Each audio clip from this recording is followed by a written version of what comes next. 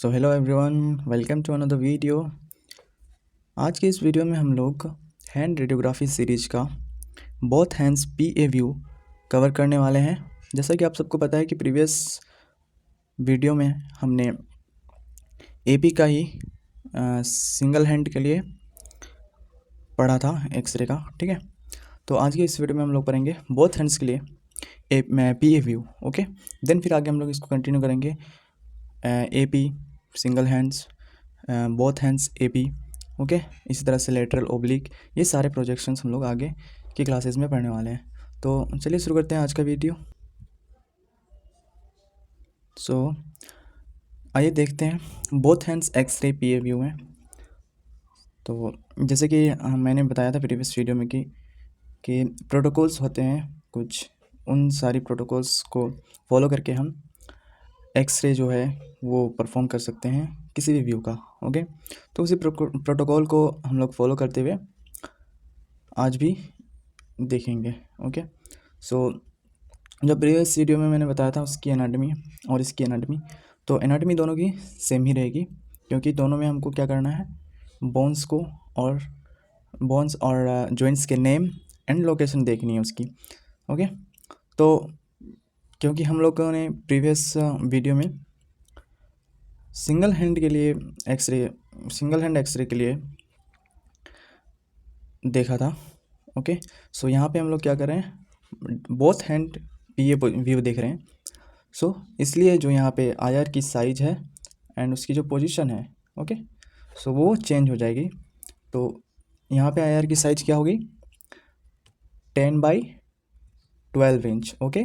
10/12 inch या फिर 24 centimetre bye 30 centimetre IR की साइज होगी। एंड हाँ, तो जो हमारी पोजीशन होगी आईआर की वो क्या होगी, IR is placed horizontally on the radiographic table. जो प्रीवियस वीडियो में हमने देखा था, यानी कि फॉर सिंगल हैंड, तो वहाँ पे हमारा वर्टिकली प्लेस्ड था रेडियोग्राफिक टेबल के ऊपर आईआर, लेकिन यहाँ पे क्या होगा, हॉरिजॉन्टली, ओके। क्योंकि जो हमारी एरिया ऑफ इंटरेस्ट थी वो यहाँ पे बढ़ गई, इसलिए जो हमारा आईआर का साइज़ था वो भी बढ़ा, और साथ ही साथ हम जो आईआर को प्लेस्ड करेंगे वो हॉरिजॉन्टली करेंगे, okay. Then IR equal dividing arrows should match with X-ray light from upward and radiographic table from back, okay.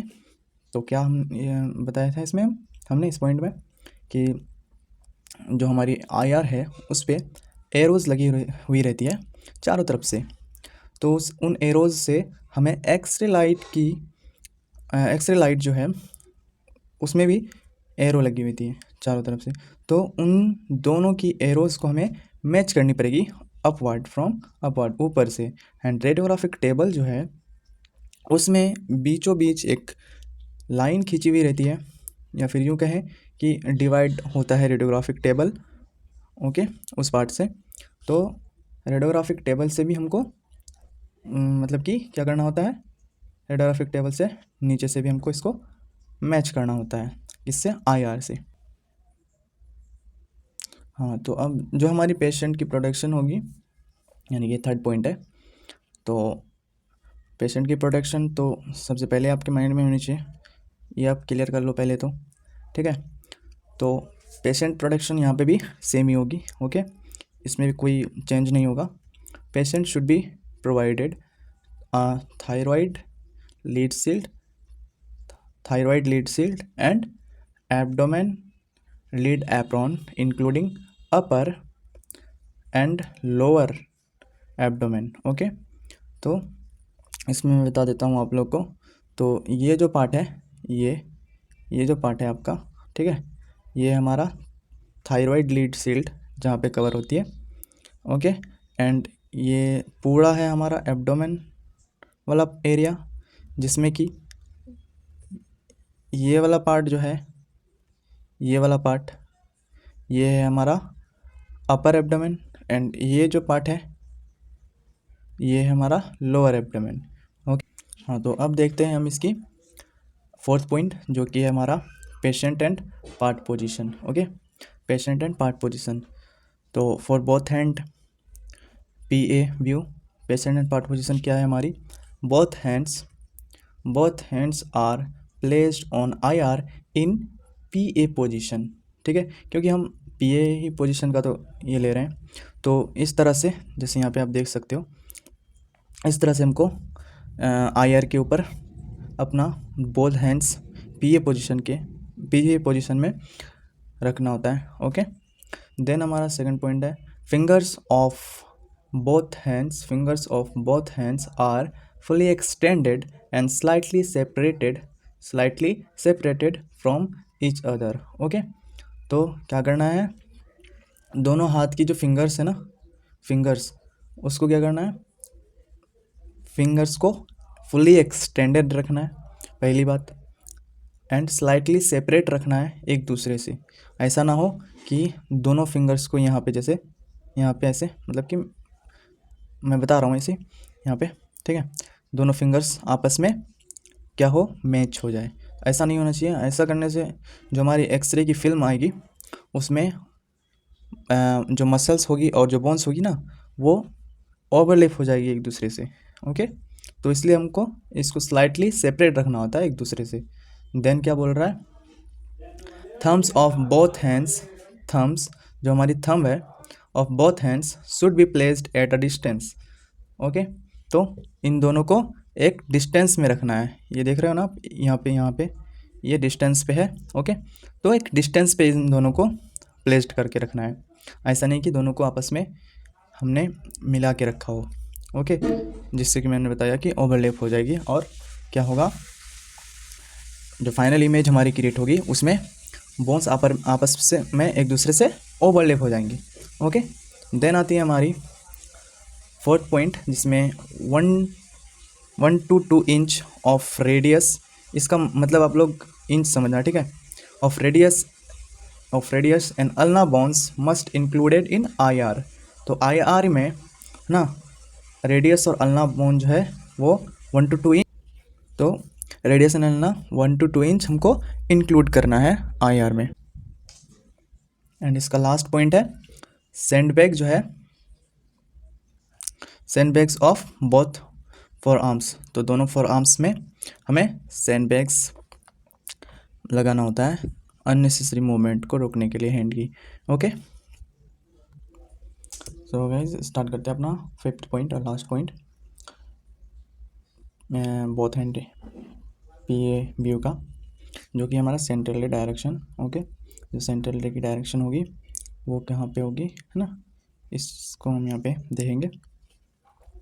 तो सबसे पहले इसमें हम देखते हैं कि SID शुड बी 100 सेंटीमीटर, जो हमारा SID है, ओके, यानी कि source to image receptor distance, यानी कि सोर्स से इमेज रिसेप्टर के बीच की जो डिस्टेंस होती है उसी को हम बोलते हैं SID शुड बी 100 सेंटीमीटर, यानी कि सोर्स से और इमेज रिसेप्टर के बीच की जो दूरी होगी वो 100 सेंटीमीटर होनी चाहिए। Then use collimators to receive the tube light according to the patient's hand, okay. तो कॉलीमेटर्स आपको बताइए किस चीज़ के लिए यूज़ की जाती है, जो एरिया होती है हमारी उसको रिसेप करने के लिए कॉलीमेटर्स को यूज़ की जाती है, ताकि जो है अननेसेसरी एरिया की वजह से पेशेंट का रेडिएशन डोज ना बढ़े, ओके। देन हमारा है इसमें CR should be perpendicular to IR, okay. तो जो CR है सेंट्रल रे है वो IR के क्या होनी चाहिए, परपेंडिकुलर होनी चाहिए, ओके, परपेंडिकुलर। देन आता है हमारा लास्ट पॉइंट, CR मतलब कहाँ डायरेक्ट होगी, तो इसको मैंने यहाँ पे लिखा है फिफ्थ पॉइंट को, तो सॉरी यहाँ पे CP हो गया, CR होगा actually, CR is directed at midpoint between the interphalangeal joints of both thumbs, okay. तो CR कहाँ पे डायरेक्ट होगी इस बार, mid point between the interphalangeal joints of both thumb, जो दोनों थंब है हमारी, ये दोनों थंब है ना, यहाँ पे देखो ये दोनों थंब के बीच में, ओके, ये पॉइंट है, इस पॉइंट में जो है हमारी CR यहाँ पे डायरेक्ट होगी। तो इसकी जो हमारी फाइनल इमेज बनेगी, फाइनल इमेज वो कुछ इस तरह से होगी, यहाँ पे आप देख सकते हो यहाँ पे, ठीक है। तो जैसे मैंने बताया था कि एक दूसरे से थंब को सेपरेट रखना है, तो सेपरेट रखने से देखो यहाँ पे ओवरलैप नहीं हो रही है इन दोनों के बीच में यहाँ पे। ओके, और सारी जो बोन्स थी हमारी वो यहाँ पे अब कवर हो रही है। ओके, तो यही था आज का हमारा वीडियो। मिलते हैं फिर और दूसरे किसी टॉपिक के साथ नेक्स्ट वीडियो में। तब तक के लिए अपना खूब ख्याल रखें एंड वीडियो को लाइक शेयर एंड चैनल को सब्सक्राइब कर लें, कमेंट करना ना भूलें। ओके, सो मिलते हैं किसी नेक्स्ट वीडियो में। थैंक यू, जय हिंद।